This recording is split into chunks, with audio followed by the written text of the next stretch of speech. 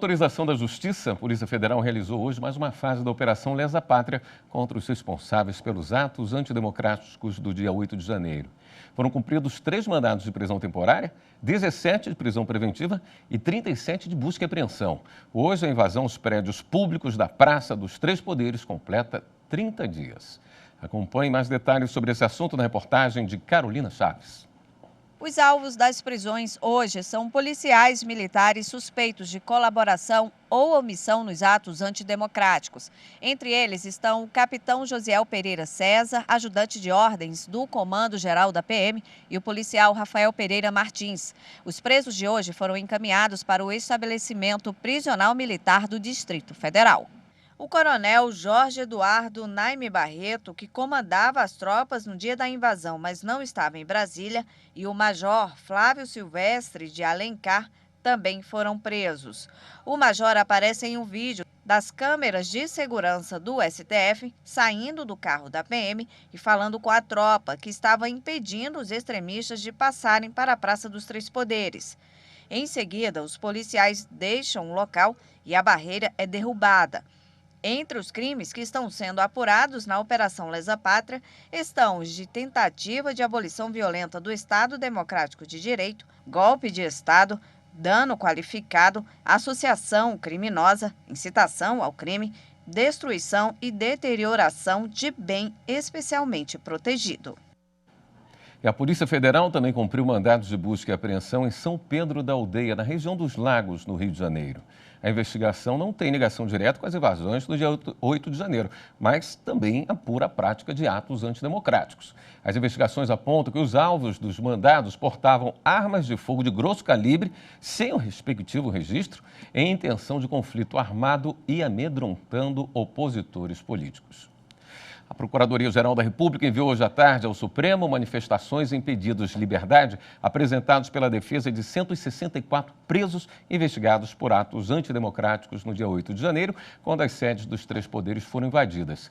Quem traz os detalhes ao vivo é o repórter Renato Rosa. Boa noite, Renato.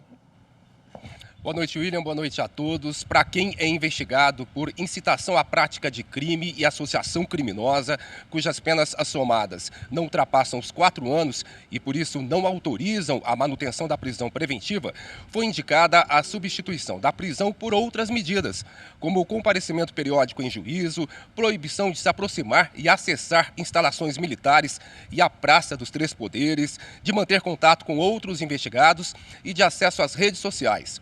Já para os suspeitos de envolvimento em crimes mais graves, como golpe de Estado e tentativa violenta de abolir o Estado Democrático de Direito, entre outros, o subprocurador-geral da República, Carlos Frederico Santos, destacou a manutenção da prisão preventiva.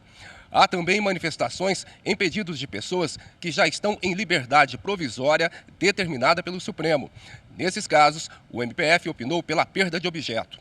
Ao todo, o Ministério Público Federal apresentou 653 denúncias contra as pessoas que tenham participado dos atos antidemocráticos. William. Obrigado pelas informações, Renato. 459 extremistas que estavam presos em Brasília após a invasão e depredação do Palácio do Planalto, do Congresso e da sede do STF ganharam liberdade provisória, mas com uso de tornozeleiras eletrônicas do estado de origem. De acordo com o relatório da Vara de Execuções Penais do Distrito Federal, da última quinta-feira, 931 pessoas permanecem detidas. São 623 homens e 308 mulheres. A primeira turma do Supremo, por unanimidade, decidiu pela extradição de um ex-militar do Peru acusado de crime contra uma menor de idade. Os detalhes na reportagem de Marta Ferreira. A sessão foi aberta pelo ministro Luiz Roberto Barroso, que assumiu a presidência da primeira turma. O primeiro processo analisado foi um pedido de extradição feito pelo governo do Peru contra um ex-militar acusado do crime de violação a uma menor de 14 anos, irmã adotiva dele. O defensor público-geral federal, Gustavo Zorteia da Silva, alegou que havia risco à vida do homem, que combateu grupos terroristas no Peru. Esse risco ele foi mencionado no interrogatório, em que o extraditando diz, em síntese, que quando era militar fazia incursões contra terroristas dos grupos Sendero Luminoso e Tupac Amaru durante o governo Fujimori. Mencionou ele que as cadeias peruanas ainda estão cheias desses terroristas combatidos por ele à época do governo Fujimori. A relatora do processo, ministra Carmen Lúcia, negou o pedido da defesa. Para ela, não há demonstração de que o governo do Peru não disponha de meios para garantir a integridade do homem. O voto dela foi acompanhado pelos demais ministros. Eu estou, com todas as vênias da defesa apresentada, votando no sentido do deferimento da extradição, porque o pedido foi formulado e atende aos pressupostos necessários para o processamento, é passível de atendimento à extradição pela legislação brasileira quando comprovar haver sentença condenatória, no caso de extradição executória, ou, como é este caso, execução instrutória.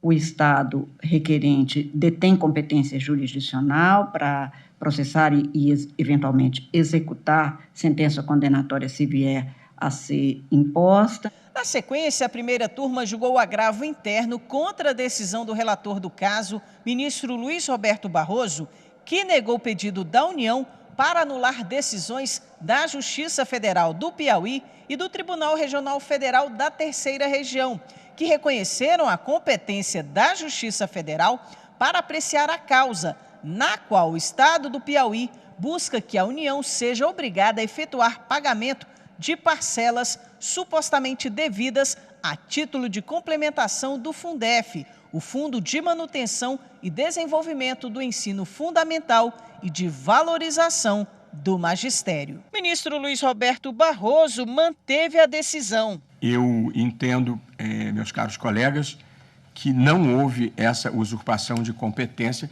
porque nós estamos cuidando de execução de uma sentença coletiva e, por via de consequência, já não há mais aqui um conflito federativo, na minha visão. Estamos executando a parte incontroversa da condenação.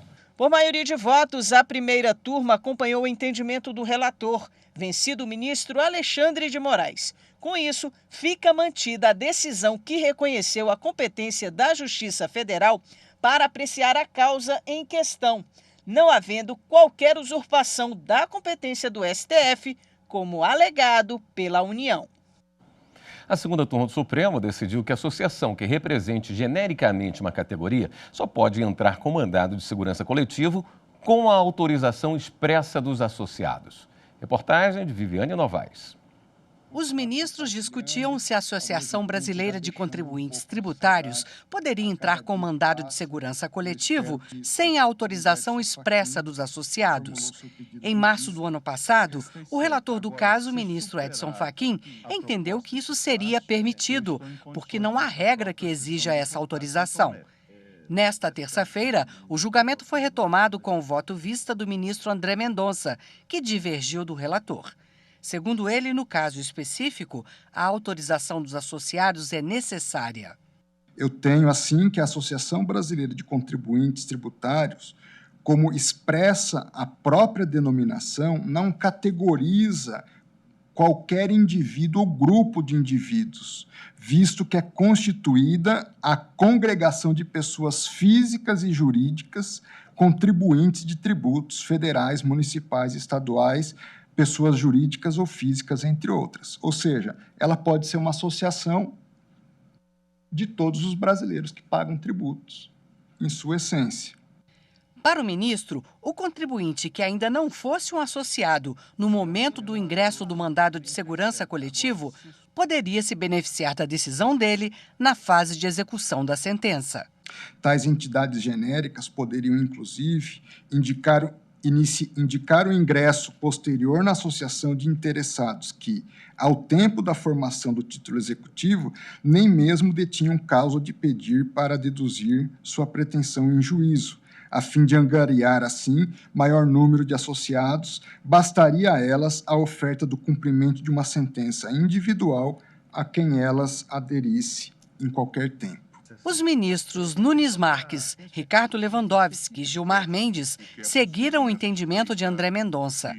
A Associação Brasileira de Contribuintes Tributários, por ser uma entidade que representa em tese todos os contribuintes do país, precisa da autorização expressa dos associados para entrar com mandado de segurança coletivo.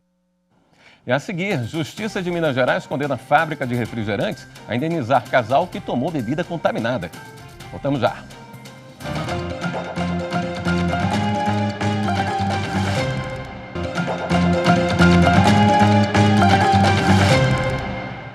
A Justiça de Minas Gerais condenou uma fábrica de refrigerantes a indenizar um casal que tomou uma bebida contaminada. O Instituto de Criminalística da Polícia Civil de Minas Gerais constatou a presença de soda cáustica no refrigerante enviado para exame. De acordo com o processo, o casal de Divinópolis entrou em uma padaria para lanchar e comprou o refrigerante. A mulher tomou a bebida e sentiu queimação e falta de ar. O namorado dela também provou em menor quantidade e sentiu queimação. A polícia militar foi chamada e apreendeu a garrafa. A consumidora foi levada para o pronto-socorro regional com dor na boca, na garganta, náuseas e mal-estar. Ela ficou internada durante algumas horas. O casal acionou a justiça e ganhou na primeira instância. A fábrica recorreu, apontou insuficiência de prova, ausência de dano moral e exorbitância dos valores arbitrados para as indenizações, além de impossibilidade de correção monetária pela taxa Selic e necessidade de redução dos honorários. Mas a sentença foi confirmada pelo Tribunal de Justiça Mineiro. Segundo o relator, desembargador José Augusto Lourenço dos Santos, restou suficientemente comprovado nos autos que o produto fabricado pela apelante foi colocado no mercado de consumo sem qualidade de segurança à saúde, pois continha substância com potencialidade corrosiva de tecidos humanos. A empresa de refrigerantes foi condenada a indenizar em R$ 5.000 a mulher e em R$ 3.000 o homem por danos morais. Existem várias modalidades de casamento e até contratos que podem evitar brigas depois de uma separação. Em Belo Horizonte, Minas Gerais, um casal fez um contrato nupcial prevendo indenização em caso de traição. Veja na reportagem de Renata Marques. Bruno e Natália estão de casamento marcado. Se casam no civil dia 8 de fevereiro.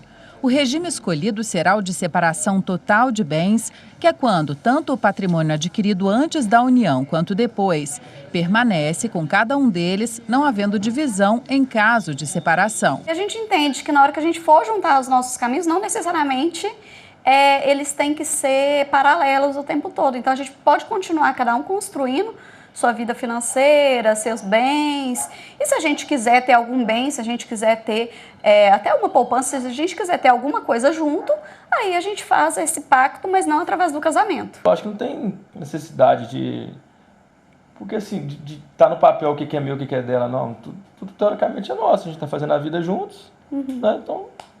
acho que está perfeito desse jeito. Além da separação total de bens, existem outras 4 modalidades de casamento. As mais comuns são a que prevê comunhão parcial de bens, quando apenas o patrimônio conquistado após o casamento passa a ser de propriedade do casal, e a comunhão universal, que estabelece a posse absoluta do patrimônio de ambos, ainda que parte dos bens conquistados seja anterior à união do casal.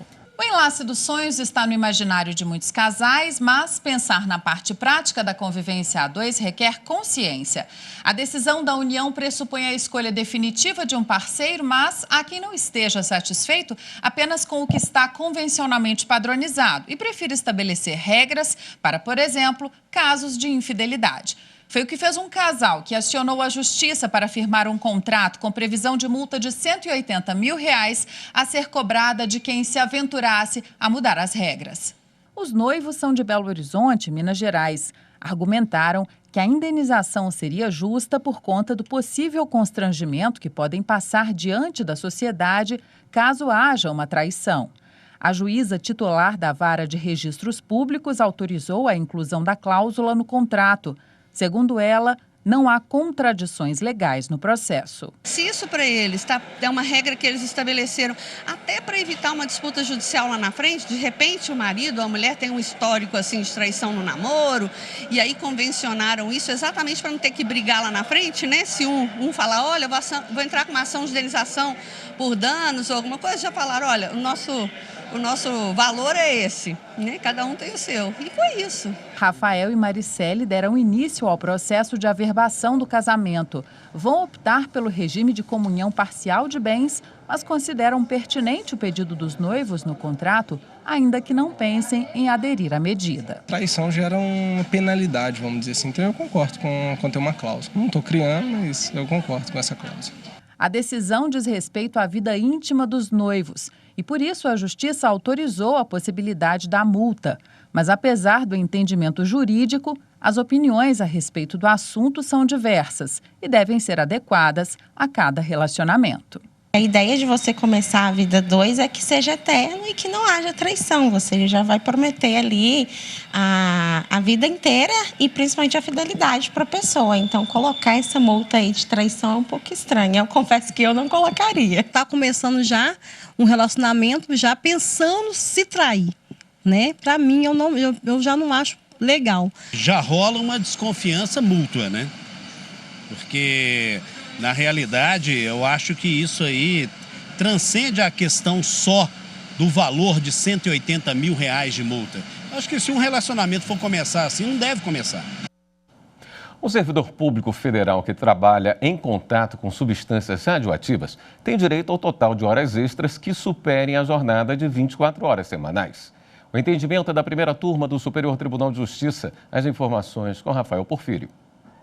O Tribunal Regional Federal da 2ª Região reconheceu a um servidor da Comissão Nacional de Energia Nuclear o direito de redução da jornada de trabalho para 24 horas semanais, mas limitou o pagamento retroativo pelo serviço extraordinário a 2 horas por dia.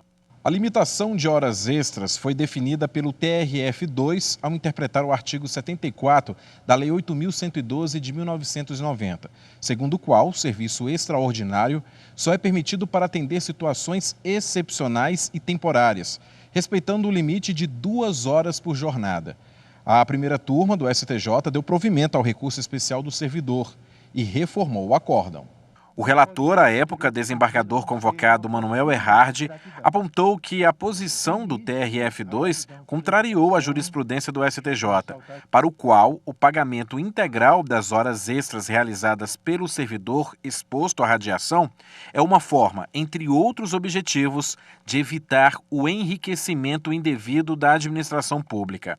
Ao citar os precedentes do tribunal, o relator explicou que, nessas situações, a redução da carga horária para o máximo estabelecido em lei decorre do reconhecimento judicial de excesso de jornada, de modo que, antes da decisão, o servidor não tinha a opção de deixar de cumprir o regime estabelecido pelo poder público.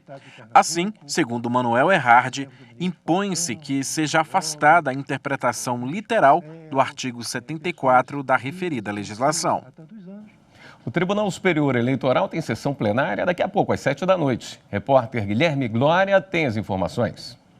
Nessa terça-feira, os ministros devem julgar os recursos dos candidatos eleitos para os cargos de prefeito e vice-prefeito da cidade de Ibirité, em Minas Gerais. Eles tiveram os mandatos cassados em 2020 por abuso de poder político e econômico. O caso é de relatoria do ministro Sérgio Banhos. Também está prevista a apreciação da prestação de contas do partido PROS relativa ao ano de 2017. De acordo com o Ministério Público Eleitoral, houve uso indevido de recursos do fundo partidário. Esse processo é de relatoria do presidente do TSE, ministro Alexandre de Moraes. A sessão começa logo mais, às 19h. No próximo bloco, o Laboratório de Inovação do Tribunal de Justiça do Rio Grande do Sul concorre ao prêmio Mercado, Aceleração, Tecnologia e Empreendedorismo. Voltamos em instantes.